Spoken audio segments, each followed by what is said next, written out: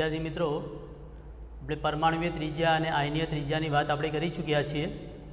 હવે આજે આપણે આયનીકરણ એન્થાલ્પીની આપણે વાત કરવાની છે. આયનીકરણ એન્થાલ્પી એટલે શું? તો તત્વોની ઇલેક્ટ્રોન ગુમાવવાની જે વૃત્તિ છે એના જથ્થાત્મક માપનને આપણે આયનીકરણ એન્થાલ્પી કહેવાય.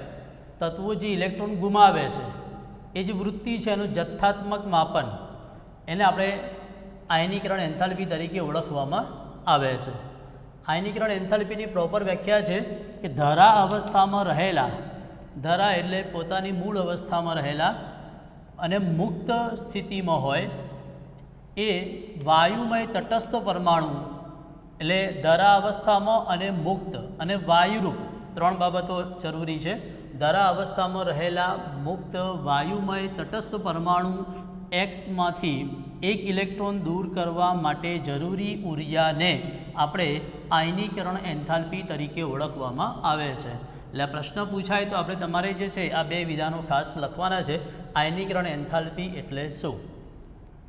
હવે આયનીકરણ એન્થાલ્પીની સંજ્ઞા શું છે? તો delta IH1. Delta IH1 enthalpy માટે H છે, ડેલ્ટા એટલે તફાવત છે, I એટલે આયોનાઇઝેશન એન્થાલ્પી, એટલે એટલા માટે ડેલ્ટા IH આપણે લખીએ છીએ સંજ્ઞા. એકમ છે એનો કિલો જૂલ પ્રતિ મોલ. કિલો જૂલ પ્રતિ મોલના અંદર આયનીકરણ એન્થાલ્પી માપવામાં આવે છે. હવે જો મેં જુઓ અહીંયા એક્ઝામ્પલ આપ્યું છે કે X છે, ધરા અવસ્થામાં છે, મુક્ત પણ છે, સંયોજન સ્વરૂપે નથી અને વાયુમય છે. એક ઇલેક્ટ્રોન ગુમાવે છે એટલે +1 ચાર્જ એના ઉપર આવશે. એક ઇલેક્ટ્રોન ગુમાવે છે ત્યારે અહીંયા જે ઉર્જા આપવી પડે, ઇલેક્ટ્રોન દૂર કરવા માટે ઉર્જા આપવી પડશે આપણે, તો ઉર્જા જે આપવી પડે એને આપણે ડેલ્ટા IH તરીકે ઓળખવામાં આવે છે, આયનીકરણ એન્થાલ્પી તરીકે ઓળખવામાં આવે છે. બીજી એક વાત કરીએ, અહીંયા એકવાર ઇલેક્ટ્રોન મુક્ત થઈ ગયો એટલે આયન બની ગયો. હવે આ આયનમાંથી ફરી ઇલેક્ટ્રોન દૂર કરવા માટે આપણે જે ઉર્જા આપીશું એ ઉર્જાને ડેલ્ટા IH2 કહીશું. પહેલી વાર ઇલેક્ટ્રોન દૂર કરવા માટે આપવી પડતી ઉર્જાને ડેલ્ટા IH1 કહેવાય. એટલે ફર્સ્ટ આયોનાઇઝેશન એન્થાલ્પી એટલે પ્રથમ આયનીકરણ એન્થાલ્પી. અને બીજી વાર ઇલેક્ટ્રોન દૂર કરવા માટે એમાંથી આપવી પડતી ઉર્જાને આપણે ડેલ્ટા IH2 કહેવાય છે, દ્વિતીય આયનીકરણ એન્થાલ્પી. ત્યાર પછી અહીંયા ઇલેક્ટ્રોન દૂર થયો છે, ફરી એમાંથી ઇલેક્ટ્રોન દૂર કરીશું એટલે +3. જેટલી વાર ઇલેક્ટ્રોન દૂર કરશો એક એક ચાર્જ વધતો જશે. એટલે ઇલેક્ટ્રોન અહીંયા ફરી એકવાર +2માંથી એ +3 થશે. ત્રીજો ઇલેક્ટ્રોન દૂર કર્યો ત્યારે અહીંયા આપવી પડતી ઉર્જાને આપણે ડેલ્ટા IH3 કહેવાય. એટલે ફર્સ્ટ આયોનાઇઝેશન એન્થાલ્પી, દ્વિતીય આયનીકરણ એન્થાલ્પી અને તૃતીય આયનીકરણ એન્થાલ્પી હંમેશા ડેલ્ટા IH1 કરતાં ડેલ્ટા IH2 એ વધારે જ હોય છે અને ડેલ્ટા IH2 કરતાં ડેલ્ટા IH3 વધારે જોવા મળે છે. એમ ક્રમશઃ ક્રમ આપણને જોવા મળે છે. એટલે પ્રથમ આયનીકરણ એન્થાલ્પી કરતાં દ્વિતીય આયનીકરણ એન્થાલ્પી અને દ્વિતીય આયનીકરણ એન્થાલ્પી કરતાં તૃતીય આયનીકરણ એન્થાલ્પી વધારે જ જોવા મળે છે. કારણ એ છે કે પહેલી વાર ઇલેક્ટ્રોન દૂર કરશે. એક્ઝામ્પલ લઈ લઈએ આપણે સોડિયમનું. સોડિયમની આપણે વાત કરીએ તો સોડિયમની અંદર જે છે એમાં પહેલી કક્ષામાં 2, પછી 8 ઇલેક્ટ્રોન છે અને પછી 1 ઇલેક્ટ્રોન છે, એટલે કુલ 11 ઇલેક્ટ્રોન થયા અને 11 આના અંદર પ્રોટોન છે. હવે 1 ઇલેક્ટ્રોન દૂર કરશો તમે અહીંથી એટલે Na+1 બનશે, ત્યારે આપવી પડતી ઉર્જાને ડેલ્ટા IH1 કહેવાય. હવે ફરીથી ઇલેક્ટ્રોન દૂર કરવો હોય તો Na+માંથી દૂર કરશો અને Na+માંથી દૂર કરશો એટલે 8 ઇલેક્ટ્રોન છે. 8 એટલે કેટલા કુલ ઇલેક્ટ્રોન થયા? 10 અને 11 પ્રોટોન. 11 પ્રોટોનનું 10 ઇલેક્ટ્રોન પર આકર્ષણ બળ વધારે લાગે અને એને કારણે આમાંથી Na+માંથી ઇલેક્ટ્રોન દૂર કરવો વધારે અઘરો બને. એટલે વધારે ઉર્જા આપવી પડે અને વધારે ઉર્જા આપવી પડે એટલે એને કહેવાય દ્વિતીય આયનીકરણ એન્થાલ્પીનું મૂલ્ય પ્રથમ કરતાં વધારે હશે. એવી જ રીતે ત્રીજી બાબતને તમે સમજી શકો છો. તો વિદ્યાર્થી મિત્રો, તો અહીંયા બાબતને યાદ રાખજો. આયનીકરણ એન્થાલ્પી તત્વોની ઇલેક્ટ્રોન ગુમાવવાની વૃત્તિના જથ્થાત્મક માપનને આયનીકરણ એન્થાલ્પી કહેવાય. એની વ્યાખ્યા ધરા અવસ્થામાં રહેલા મુક્ત વાયુમય તટસ્થ પરમાણુ એક્સમાંથી એક ઇલેક્ટ્રોન દૂર કરવા માટે જરૂરી ઉર્જાને આયનીકરણ એન્થાલ્પી કહેવાય છે. એની સંજ્ઞા ડેલ્ટા IH અને એકમ એનો કિલો જૂલ પ્રતિ મોલ. એને આપણે અહીંયા પ્રથમ આયનીકરણ એન્થાલ્પી, દ્વિતીય આયનીકરણ એન્થાલ્પી, તૃતીય આયનીકરણ એન્થાલ્પી કોને કહેવાય એની વાત અહીંયા આપણે તમને સમજાવેલી છે. હવે આવર્ત કોષ્ટકમાં એક જ આવર્તમાં એટલે કે ડાબીથી જમણી તરફ જઈએ, પરમાણુ ત્રિજ્યામાં આપણે જોયું હતું ડાબીથી જમણી તરફ જવાથી પરમાણુ ત્રિજ્યામાં ઘટાડો થાય, તો એમ અહીંયા આયનીકરણ એન્થાલ્પીમાં શું ફેરફાર થાય, અને એક જ સમૂહમાં ઉપરથી નીચે તરફ જઈએ તો આયનીકરણ એન્થાલ્પીમાં શું ફેરફાર થાય એની આપણે ચર્ચા કરવાની છે। પહેલે તો વાત એમ કહીએ કે આવર્ત કોષ્ટકમાં ડાબીથી જમણી તરફ જવામાં આવે તો છેલ્લો જે સમૂહ છે એ નિષ્ક્રિય તત્વોનો સમૂહ છે, નિષ્ક્રિય તત્વોનો સમૂહ helium, neon, argon, krypton, xenon, radon, અને એના અંદર ઇલેક્ટ્રોન સંપૂર્ણ રીતે ભરાયેલા છે, બધી જ કક્ષકો સંપૂર્ણ રીતે ભરાયેલી છે, એટલે એમાંથી ઇલેક્ટ્રોન દૂર કરવો ખૂબ જ અઘરો પડે છે।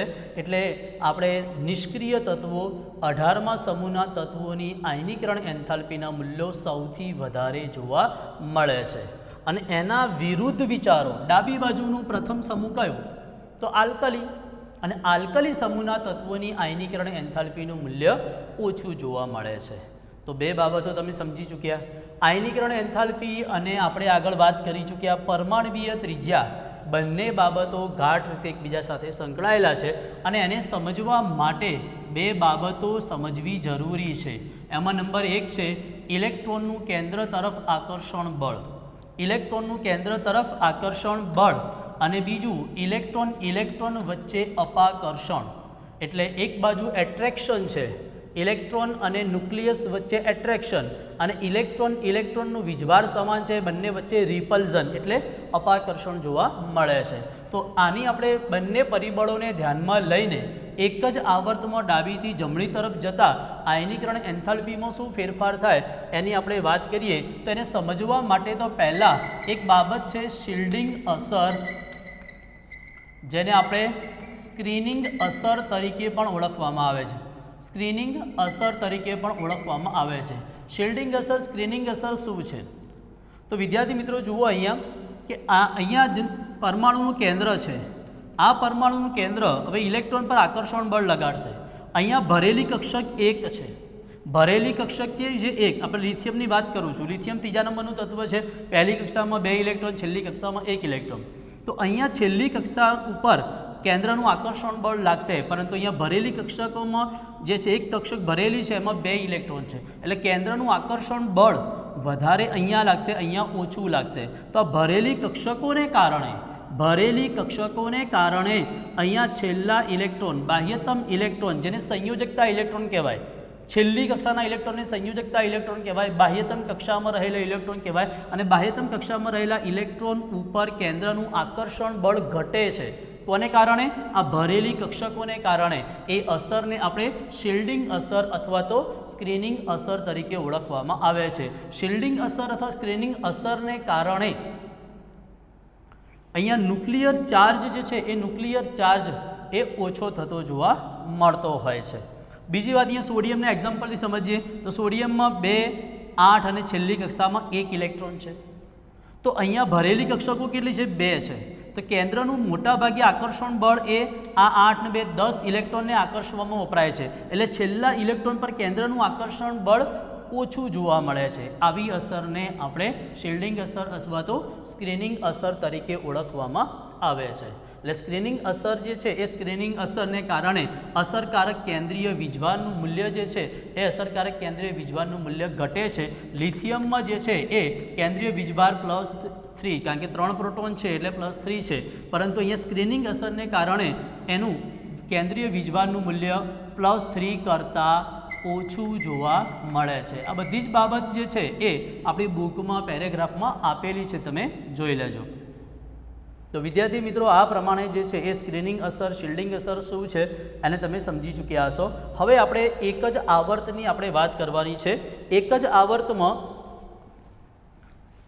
આવર્તમાં શું થાય છે તો એક જ આવર્તમાં ડાબીથી જમણી તરફ જવામાં આવે, આવર્તમાં ડાબીથી જમણી તરફ જવામાં આવે તો આપણે આગળ પરમાણુ ત્રિજ્યામાં જોઈ ચૂક્યા, લિથિયમમાં 2 અને છેલ્લી કક્ષામાં 1, લિથિયમ પછી બેરેલિયમ આવે, બેરેલિયમની પહેલી કક્ષામાં 2 અને એના પછીની કક્ષામાં 2, પછી બોરોન આવે, બોરોનની પહેલી કક્ષામાં 2 અને એના પછીની કક્ષામાં 3, જ્યાં સુધી 8 ન થાય ત્યાં સુધી કક્ષા બદલાશે નહીં, તમે જાણો છો।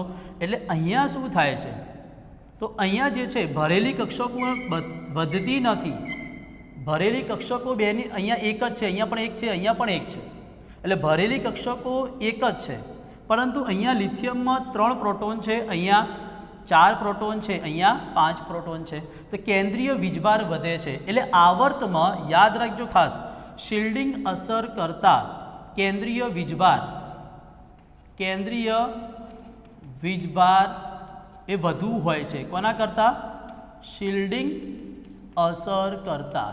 એટલે શિલ્ડિંગ અસર કરતાં કેન્દ્રીય વીજભાર એ વધુ અસરકારક બને છે. એટલે આપણે આ બાબતને સમજવી હોય તો કેન્દ્રીય વીજભારને આધારે સમજવું પડે, શિલ્ડિંગ અસરને કારણે નહીં. એટલે એક જ આવર્તમાં કેન્દ્રીય વીજભાર વધે છે, અને કેન્દ્રીય વીજભાર જેમ જેમ વધે તેમ અહીંયા બાહ્યતમ કક્ષાના ઇલેક્ટ્રોનનું કેન્દ્ર સાથેનું આકર્ષણ બળ વધે છે, અને કેન્દ્ર સાથેનું આકર્ષણ બળ વધે તો એમાંથી ઇલેક્ટ્રોન મુક્ત કરવો અઘરો પડે, એટલે વધારે ઉર્જા આપવી પડે, અને વધારે ઉર્જા આપવી પડે તો આવર્તમાં જે છે એ આવર્તમાં આપણે લેફ્ટ ટુ રાઇટ જોવામાં આવે તો ડેલ્ટા IHમાં ક્રમશઃ શું જોવા મળે છે? વધારો જોવા મળે છે. એટલે આલ્કલી સમૂહના તત્વો જે છે પહેલું છે તો એમાં આપણે આયનીકરણ એન્થાલ્પી ઓછી, જેમ જેમ આપણે હેલોજન સમૂહ અને નિષ્ક્રિય સમૂહ તરફ જઈએ એમ ડેલ્ટા IHમાં વધારો જોવા મળે છે. એટલે વિદ્યાર્થી મિત્રો તમે સમજી ચૂક્યા હશો કે લેફ્ટ ટુ રાઇટ જવામાં આવે, આવર્તમાં ડાબીથી જમણી તરફ જવામાં આવે તો આવર્તમાં ડાબીથી જમણી તરફ જશો તો આયનીકરણ એન્થાલ્પીમાં વધારો થશે, કારણ કેન્દ્રીય વીજભાર વધે છે એટલા માટે.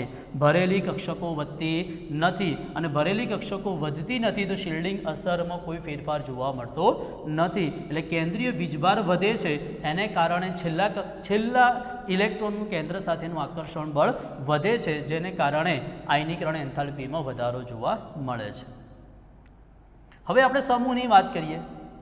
એક જ સમૂહના અંદર જે છે એમાં આપણે વિદ્યાર્થી મિત્રો આપણે એક જ સમૂહમાં તમારે સ્ક્રીનશોટ લેવો તો લઈ લો. એક જ સમૂહના અંદર આપણે વાત કરીએ તો એક જ સમૂહમાં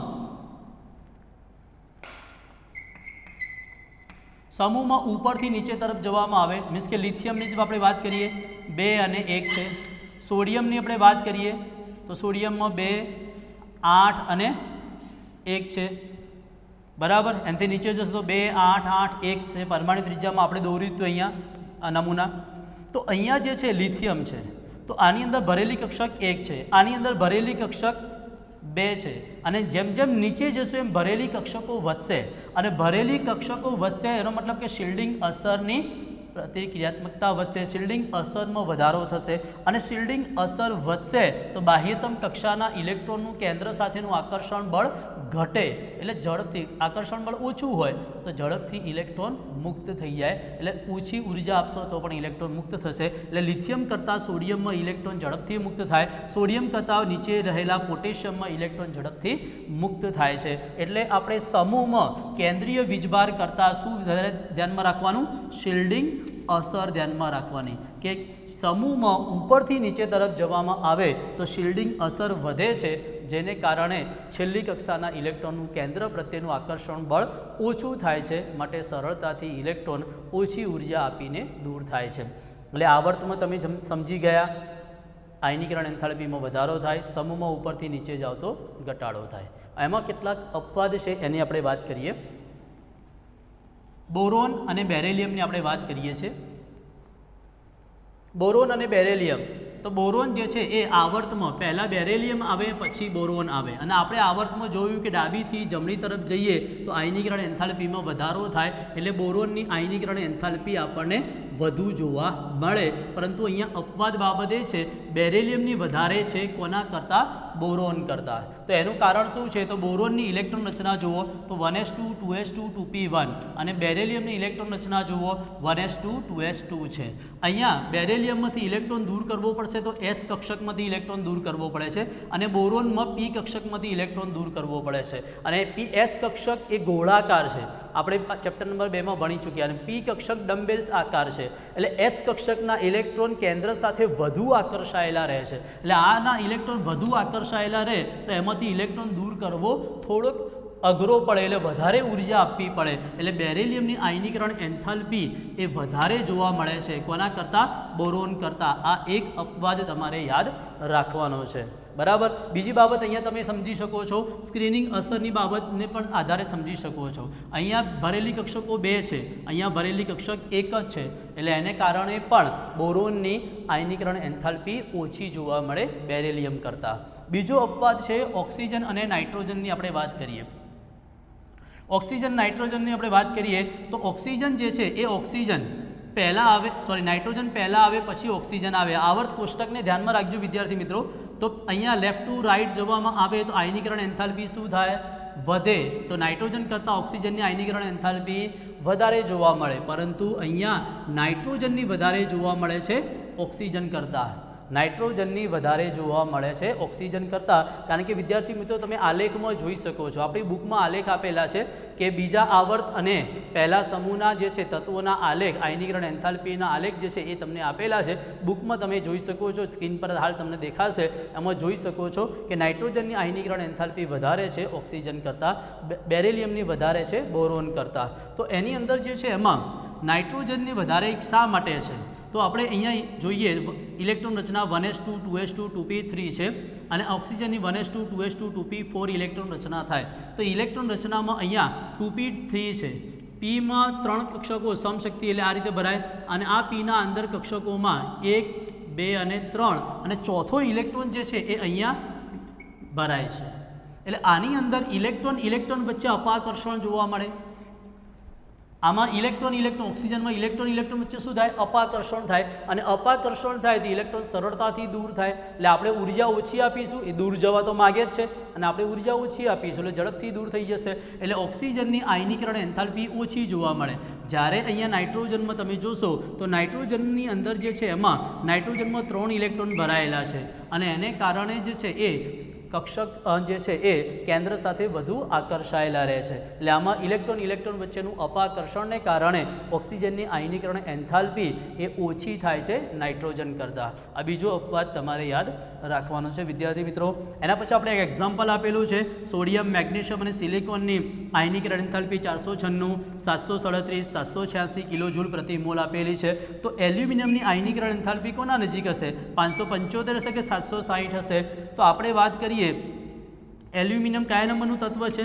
તો એલ્યુમિનિયમ 13મા નંબરનું તત્વ છે. એટલે 1s2 2s2 2p6 અને 3s2 અને 3p1 6 7 8 9 10 11 12 ને 13. હવે મેગ્નેશિયમની ઇલેક્ટ્રોન રચના જોઈએ તો 1s2 2s2 2p6 3s2 3p, અહીંયા 3s2 જ આવશે, 12 નંબરનું છે મેગ્નેશિયમ. બરાબર. તો હવે તમે અહીંયા તમે જોશો તો આની અંદર જે છે એમાં એલ્યુમિનિયમમાં ઇલેક્ટ્રોન દૂર કરવો હોય તો કઈ કક્ષકમાંથી દૂર કરવો પડે? 3p કક્ષકમાંથી. અને 3p કક્ષકમાંથી અને અહીંયાથી ઇલેક્ટ્રોન દૂર કરવું હોય તો એસમાંથી દૂર કરવો પડે. તો મેગ્નેશિયમ કરતાં એલ્યુમિનિયમની આયનીકરણ એન્થાલ્પી કેવી હશે? ઓછી, કારણ કે પી કક્ષકમાંથી ઇલેક્ટ્રોન સરળતાથી દૂર થાય. એટલે મેગ્નેશિયમ કરતાં એલ્યુમિનિયમની ઓછી જશે. તો મેગ્નેશિયમની કેટલી છે? 737. તો 737 કરતાં ઓછી એટલે કેટલી હોઈ શકે? 575 હોઈ શકે.